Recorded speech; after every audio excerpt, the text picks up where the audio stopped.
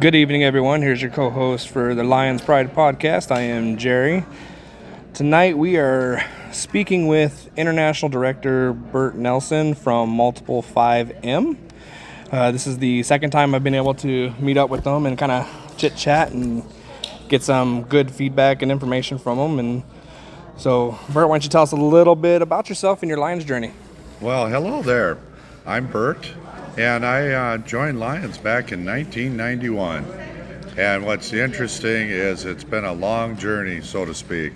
This will be my 35th year as a Lion, and when I started, I never dreamt I'd be where I'm at today.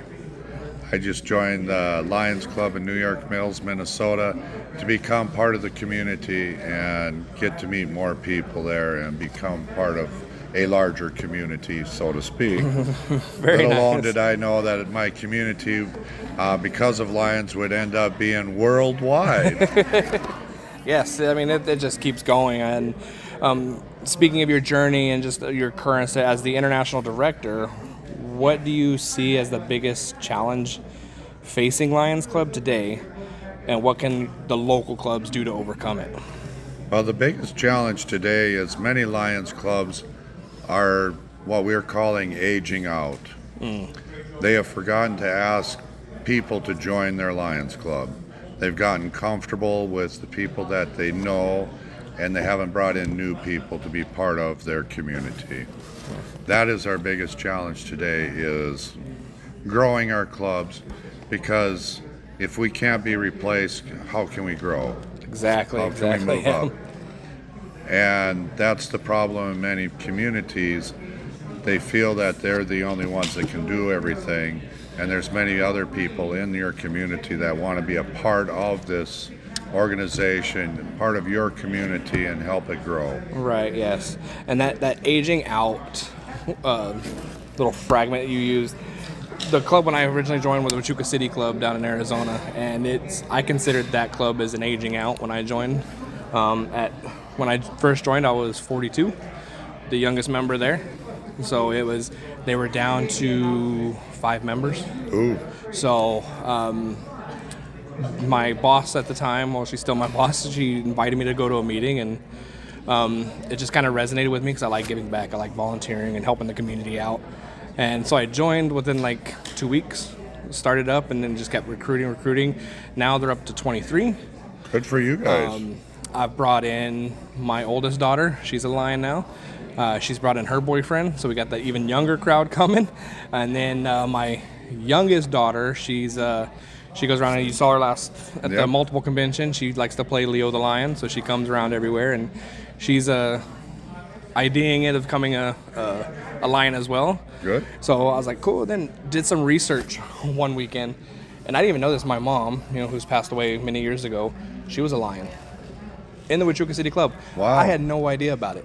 Really? Yeah, she never mentioned it. Like, I knew she belonged to the VFW and all that, but never. I'm just kind of scrolling through ex-members, and Peggy Hirsch, I was like, whoa. Backtrack. Looked it up, found all her information. I was like, oh my God. Well, my mom was a Lion. So we got a generational thing here in the Lions, which is a very, very proud moment for me. So, and that's something I'm happy to instill into my kids, is give back. Yep. Right? Whether you're having a bad day, bad month, bad year, someone else is out there suffering more. And whatever you can do, even if it's lending an ear, lending a shoulder, just, a high five walking by someone, that can make someone's day. So, Oh, absolutely. So it's all about giving back, and that's what one of our main drives, about giving back, help those around us.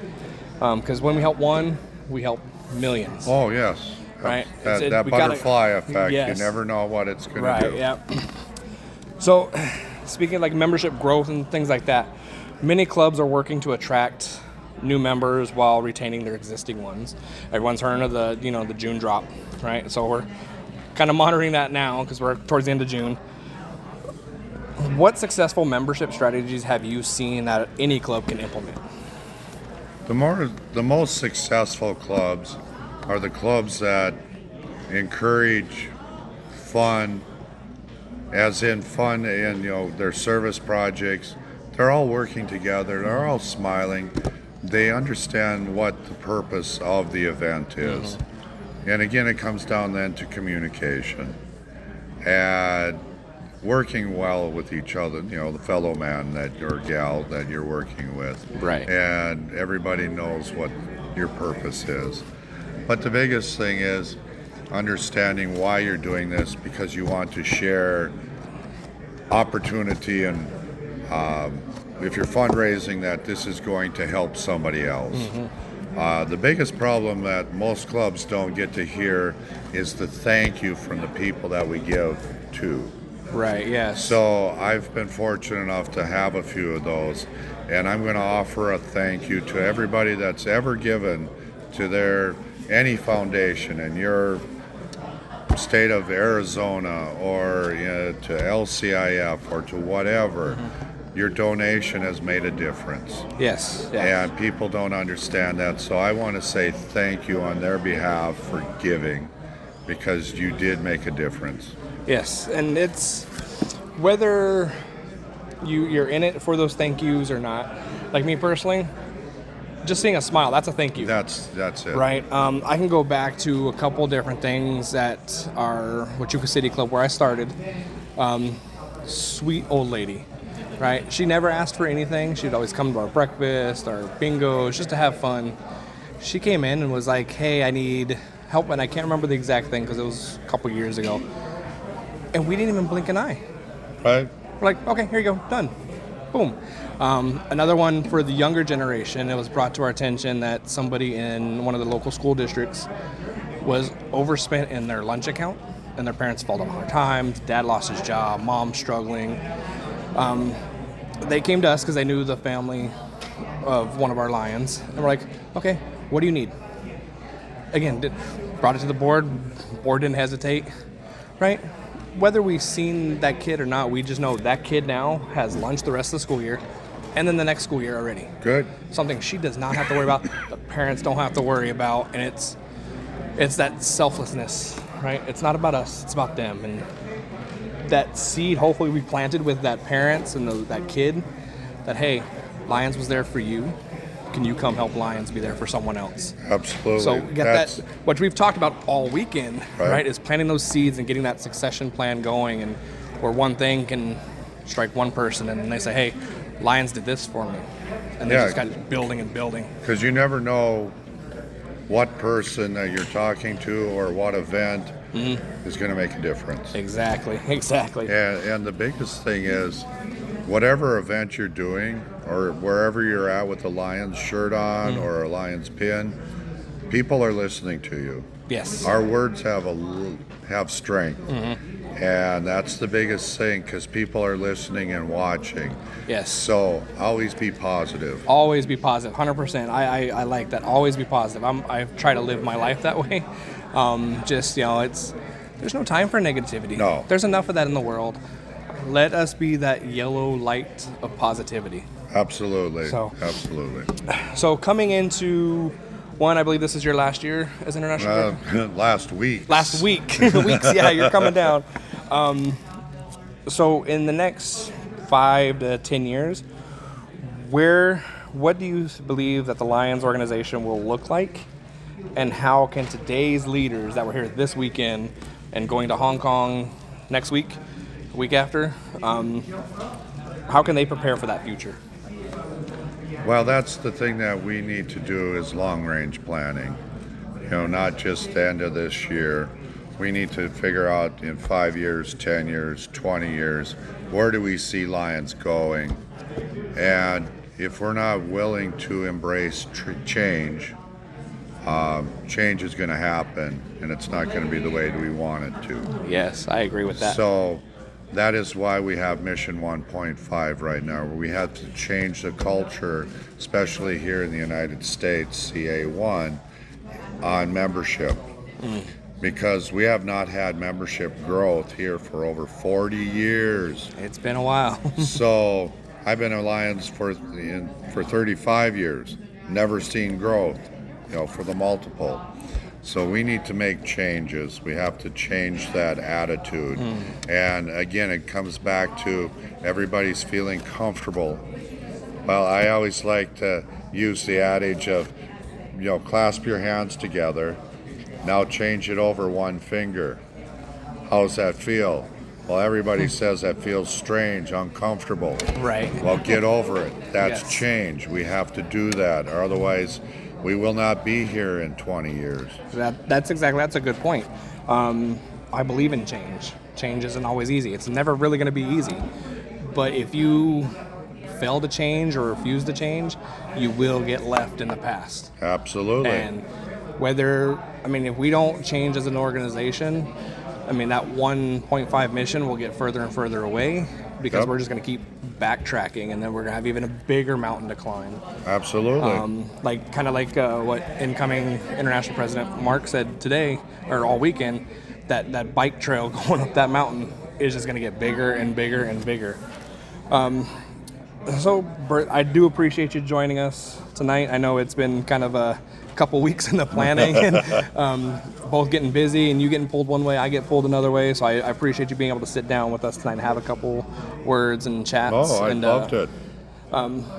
My thought process and kind of like dream for this podcast is to bring Lions another voice. Yep. Because I've heard it a couple times, we are, the best kept secret. We shouldn't be a secret. Oh. So I know there's a bunch of other podcasts out there, which is great. We just need to keep getting those voices out there. And I like being able to talk with leaders from district, from international, all the way up one of these weekends. I will then eventually get Mark on here once he stops flying everywhere. Well, yeah, you might have to wait a while now. Yeah, I'm just going to send him an email. When you get calmed down a little bit, just give me an email. We'll get you set up. So It might be 10 years. So it probably could be. get- He's a busy man. I've seen him throughout the weekend just running all over the place. And every time I start making my way to him, he gets a line of people ready to talk to him. So very understandable, but I appreciate you coming down. If I may just add one other thing. The problems that the Lions in Arizona face are the same problems we face in 5M in Minnesota. But they're also the same issues that are faced in India, in Europe. They're not unique to just us. Right, yeah. They're the same things that everybody else is facing every day, trying to find younger members, trying to find women to join Lions, trying to find guiding Lions. Everywhere has the same issues. Same issues. So we're all in it together. Yep. We need to start working as a team. It's and it was said today a couple times in our breakout sessions this morning it's what works in that state or that country. The whole plan may not work in Arizona, but pieces of it will. That's So the aspect. it's like, hey, you take this, you take this. You in a way you Frankenstein it a little bit Well, absolutely. to make it work. I'd rather call it a stew, but Okay, we'll go with stew. I know I'm Yeah, a full, little so bit of, this no more here. food today. I know. That lunch was kind of filling. So, Frankenstein, but yeah, I get you where you're coming from. so other than that, do you have any other closing remarks for us today? Well, on I the just, podcast? since you brought that up, if a vampire bit a zombie, would the zombie become a vampire or would the vampire become a zombie? That is a good question. Something to think about. Right? All right, Lions Podcast people, there you go. That's your brain teaser for the next 2 weeks. Other than that, Bert, thank you for coming out and coming here. Thanks for coming to Arizona and visiting us. It was a pleasure meeting you down there. It was a blast. I look forward to teaming with you and everybody else on my district staff, the international staff, all the way up, and making Lions hit that 1.5 and just driving service and getting there for the people. Great. All right. Look forward to it. Thank you. Thank you. All right, Lions Podcast Nation. You guys have a wonderful evening. This is co-host Jerry checking out from Atlanta because, I got to head to the airport here and fly back to Arizona and get back home in my own comfortable bed. All right, everyone. We'll see you guys in 2 weeks. Have a good night.